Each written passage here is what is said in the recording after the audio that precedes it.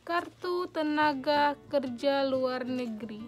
Nih, ini resmi, jadi kita nggak usah takut. Insya Allah kalau prosesnya lancar, prosesnya benar, insya Allah nggak ada masalah apa-apa sampai kita di Saudi Arabia.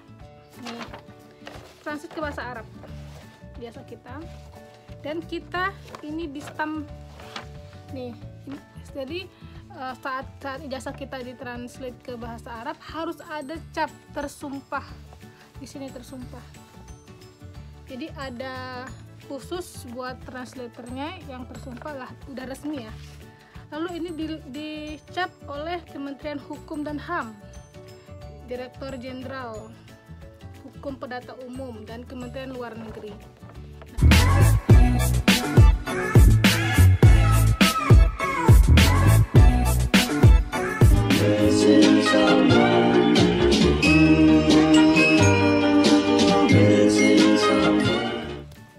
Assalamualaikum warahmatullahi wabarakatuh.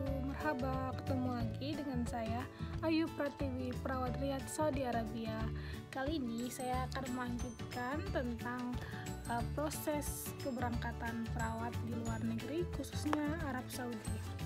Kemarin sudah saya jelaskan di video sebelumnya tentang bagaimana sih cara mendaftar menjadi perawat dan pekerja di luar negeri. Ada webnya di video sebelumnya, dan juga saya sudah memberikan video tentang syarat-syarat menjadi perawat di luar negeri.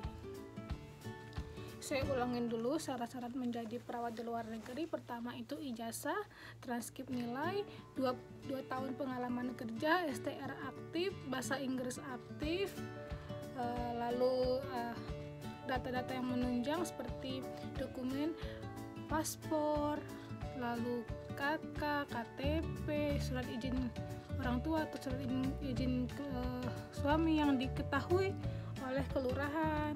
Ada yang minta SKCK, seperti itu. Selanjutnya prosesnya setelah dokumen itu semuanya disiapkan, sudah sesuai dengan kualifikasinya, selanjutnya kita meneruskan bagaimana sih proses. Jadi kita punya syarat-syarat yang saya sebutkan tadi. Kita cari informasi di web yang saya rekomendasikan di video sebelumnya.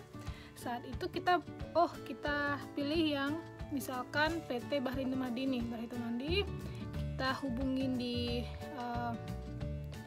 kontak personnya, lalu kita kirim email ke email yang tercantum di dalam web itu, karena itu webnya langsung dari BNP 2TKI, yaitu Badan untuk Tenaga Kerja Resmi ya, dari pemerintah. Kita buat CV, pertama boleh CV Indonesia dulu, ada yang minta langsung CV berbahasa Inggris. Nah, untuk CV itu kita harus tahu ya bagaimana cara membuat CV yang baik dan benar. Bisa cari sendiri, nanti insya Allah akan saya terangkan bagaimana sih menulis CV yang baik dan benar itu.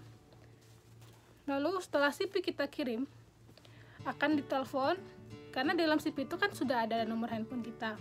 Kita ditelepon, diwawancara dulu sama PT-nya dulu, dibilang nanti janjian, nanti akan ada nomor yang ngubungin kamu, langsung usernya yang di Arab Saudi. Jadi langsung wawancara sama usernya. Nanti saat user menelpon itu biasanya sudah janjian ya, dan kita harus standby karena waktu Arab Saudi dan waktu Indonesia itu berbeda sekitar 4 jam duluan Indonesia. Misalkan di Indonesia jam 4 sore, berarti di Arab Saudi jam 12 siang. Jadi 12, 1, 2, 3, 4. Kita harus standby. Kadang juga malam. Di Indonesia malam, di sini masih sore. Kemarin saya seperti itu. Lalu setelah itu kita wawancaranya bagaimana sih kerja kamu di Indonesia, pengalaman kamu berapa tahun di Indonesia, lalu bagian apa kamu di Indonesia, ditanyain tentang keperawatan, berapa saudara, pekerjaan orang tua kamu, pekerjaan adik kamu, kakak kamu, seperti itu. Nanti akan saya kasih tahu insya Allah. Masih banyak video yang belum saya buat di YouTube ini buat teman-teman. Terus mengumpulkan berkas-berkas ya.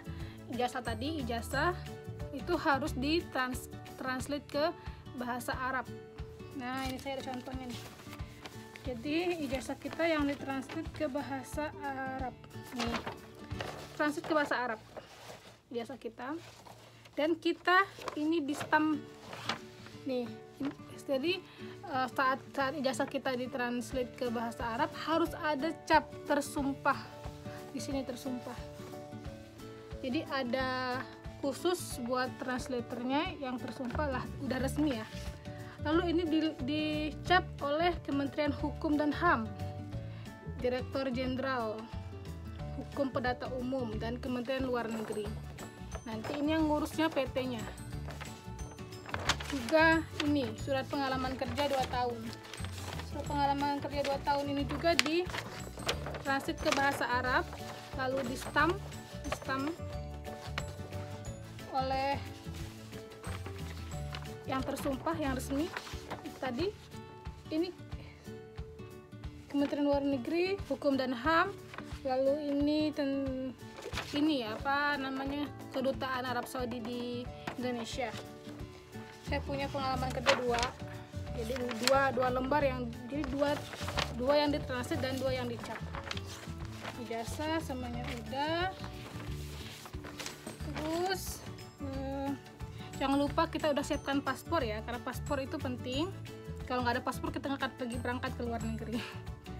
Terus surat izin orang tua atau surat izin suami yang diketahui sama kelurahan. KK, KTP, akte kelahiran, terus SKCK. Terus ada yang minta akreditasi kampusnya, tergantung PT-nya ya. Setelah semua berkas-berkas sudah selesai, sudah ditranslate ke bahasa Arab, sudah dicap, kita medical check up yang direkomendasikan oleh PT yang sudah berpengalaman untuk tenaga kerja Indonesia yang mau ke luar negeri. Nih semuanya nih. Ini medical check up, medical certificate. Nih medical certificate. Jadi ini Az-Zahra di Jakarta Timur. Setelah itu kita akan ada stamp pisah. Setelah medical check up baru stamp pisah. Stamp pisah itu yang ngurus nanti PT. Kita siapkan semuanya data-datanya. Lalu apa lagi ya? Sudah semuanya, kita tunggu nih. Ini yang kita tunggu-tunggu. Job offer saya tunjukkan langsung buat teman-teman nih. Jadi gini, saya bisa ngasih tahu kalian semua tentang ininya. Ini job offer.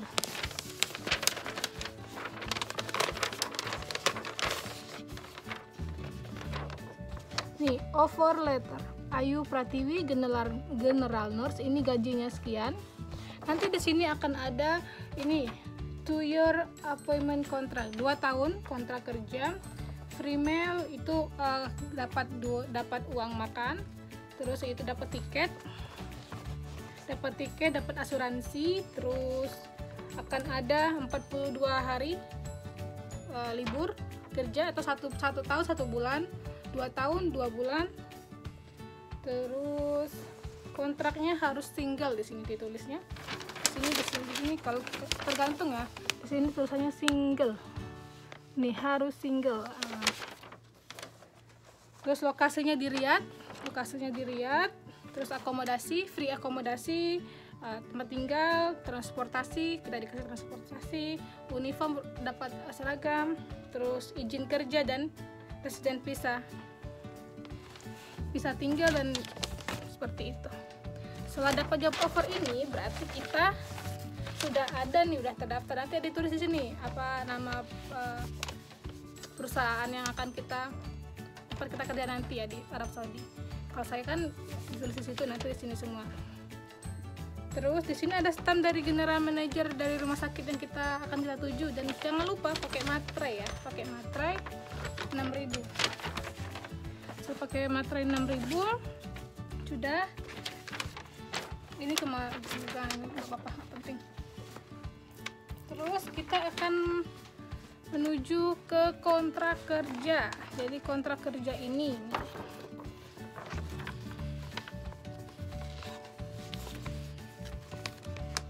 Perjanjian kontrak kerja. Perjanjian kontrak kerja. Di sini ini berbahasa Arab dan berbahasa Inggris. Berbahasa Inggris dan berbahasa Indonesia. Di sini udah berbahasa Indonesia. Di sini semuanya jelas ya. Perjanjiannya semuanya. Ini berbahasa Indonesia karena pertama kali kita berangkat. Gaji, tunjangan, terus kematian dan pemakaman. Selanjutnya masa kontrak berapa tahun, terus bonus-bonusnya, terus penyelesaian perselisihan. Kalau ada perselisihan, pasal-pasal tambahan ini tentang Ministry of Labor, jadi ada tenaga kerjaan di sini. Dan jangan lupa untuk melihat apakah kontrak kerja ini sudah diketahui oleh Kementerian Tenaga Kerja Indonesia dan Kepala Perwakilan Republik Indonesia. Ini embasi. Ini embasi yang di Arab Saudi, di Riyadh. Kalau di Riyadh itu ada juga yang di Jeddah. Nah, jadi kontrak kerja ini harus jelas ya. Setiap habis kontrak kerja 2 tahun, perpanjang kontrak, harus ada perjanjian kerja atau PK. Ini PK ini sangat penting. Inilah nyawa kita, inilah hak dan kewajiban kita yang ada di Arab Saudi nanti di kertas ini. Semua permasalahan, semua hak kita, kewajiban kita semuanya tertulis di kertas ini. Sudah itu, kita akan mendaftarkan diri ke BP3TKI. Nah, ini langsung pemerintah ya. Jadi udah PT nih, udah swasta, tapi balik lagi ke pemerintah karena kita dari pemerintah.